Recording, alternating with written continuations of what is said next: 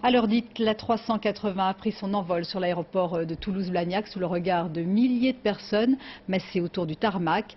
Un tout premier vol d'essai attendu qui se poursuit en ce moment. La météo est idéale et les images toujours aussi magiques. Christophe Nardini. Avec une minute d'avance sur l'horaire prévu, 10h29, la 380 prend son envol.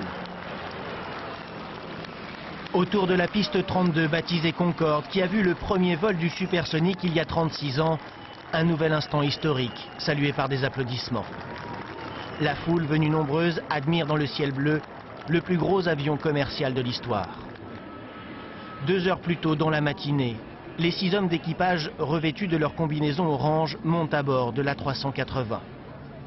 Ils sont en relation radio constante avec une trentaine d'ingénieurs restés au sol. Tous les paramètres vont être vérifiés au fur et à mesure du vol. Et déjà, une première surprise.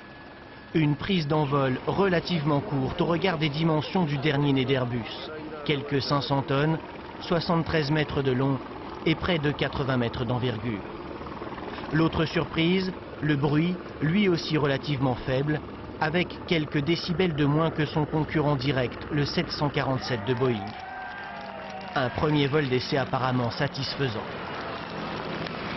Ce n'est que le début de la campagne d'essais en vol. Encore beaucoup de travail, beaucoup d'essais en vol, beaucoup d'essais au sol.